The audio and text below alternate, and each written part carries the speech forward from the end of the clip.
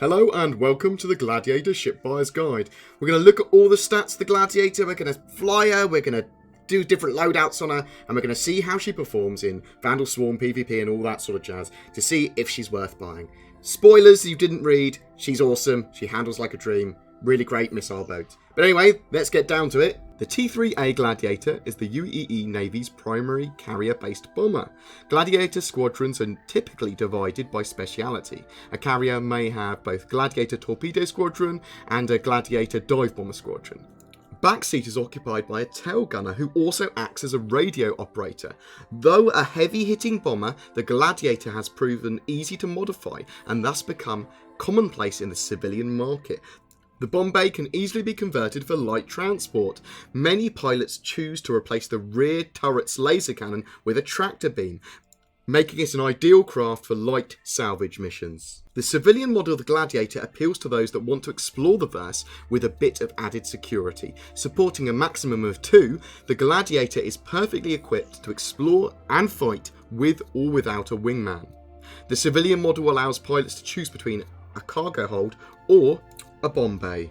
This ship's role is a 2-man fighter bomber. It's also could be used as a missile boat or a torpedo boat. It's got quite a lot of utility here. Stats and hardpoints wise, it's got 2 crew max, 1 pilot and 1 turret gunner.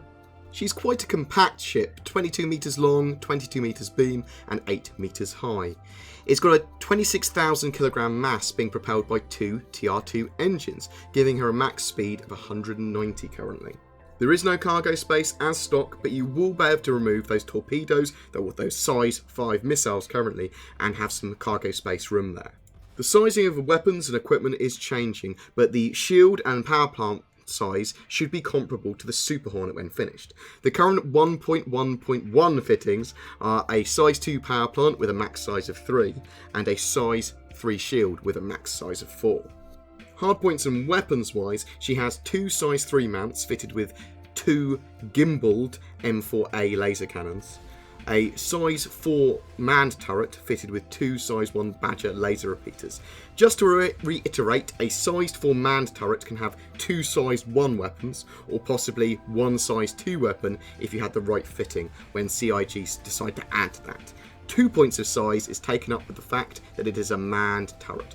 Now it does say in the fluff description that some people will replace that with a tractor beam, so I mean that's a possibility. You might have a pilot in there, a gunner in there, literally just tractoring things in. That'll be pretty cool. There's room for 8 size 2 missiles, and it comes with 8 Tempest 2 missiles as stock. They are very powerful, the Tempest 2 missiles currently, with great CS lock functions, and they rip people apart. It is really, really great stock missiles for this missile boat.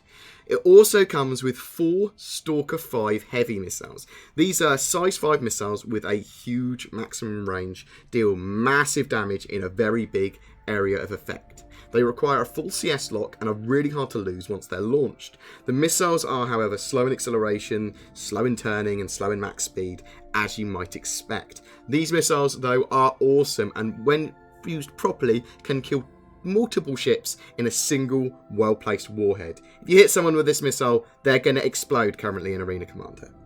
So the costs and options you have here. It's available to rent for 16,500 REC.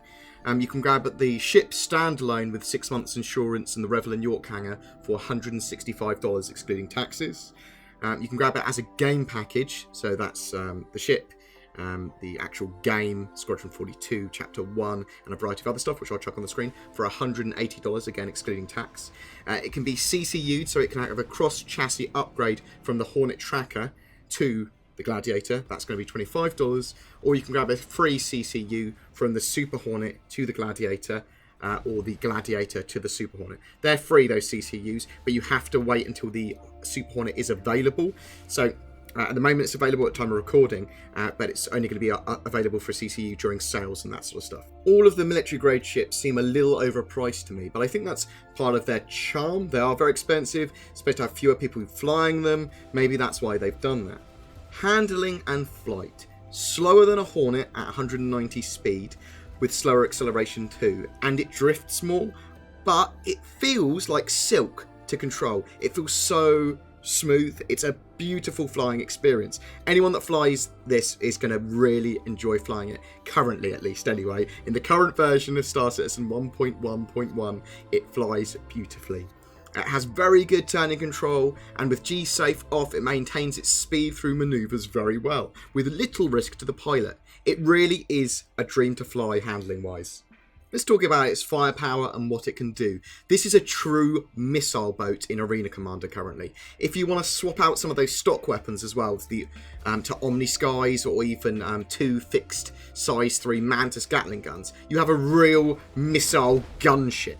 With the implementation of multi-crew ships in Star Citizen 2.0, I can imagine this is going to be a real force to be reckoned with, especially for larger ships. Larger ships are going to really dread fighting these. It also has the ability to fight off dogfighters pretty well, just with the sheer amount of missiles. And it's got pretty good firepower as well, just in general from its normal stock guns. In both PvP and Vandal Swarm, the Gladiator does work really well. Due to its cost of $165, it is compared a lot to the Super Hornet, which costs the same. So I think that's unfair to compare the two. What you need to compare it to is the Standard Hornet. It's basically a missile gunboat version of a Standard Hornet. That's what it feels like to me. And also, it's a genuine two-man ship. So that other person is going to be properly firing that gun turret and is going to be doing stuff on the radio and probably could do some ECM warfare possibly. It's got a genuine use, and I really like that about this ship. Also, it's one of those ships that I feel are genuinely good, whether you use a joystick, fly in relative mode, fly with a mouse and keyboard in interactive mode. There's so many setups you could do for this ship, especially because it's a missile gunboat / torp ship / dive bomber, that it would work really well in any setup. That being said, it's going to really come into its own when it's used in groups with other ships to be effective. It isn't really a solo ship or dedicated dogfighter, although it could be used as one. You could always outfit the ship to be a solo ship or just a pair of people exploring the verse. I feel its role should be more fire support or dive bomber. But saying that, even if you run out of missiles, you've still got quite a bit of firepower just in its normal gun turrets, especially if you've upgraded them to Omni Skies at the moment. If you do want a missile boat and don't have a freelancer miss, this is actually a pretty damn awesome choice. If you want a missile boat dogfighter, possibly having another crewman fly it with you, then this is just an amazing choice. Don't mind that it's a bit slow. Yeah, it flies so well handling wise. It's so beautiful. And I honestly think it can kind of fly toe-to-toe with other dogfighters because it's got those missiles. It's not a dedicated dogfighter, and you will get outflown by 325A pilots and Super Hornet pilots if they're good. But you've got so many missiles, you're an attack boat. Urgh. Anyway, guys, I hope that was informative. You take care. I'll see you in the verse, and grab a Gladiator if you want a missile dogfighter torpedo ship thing.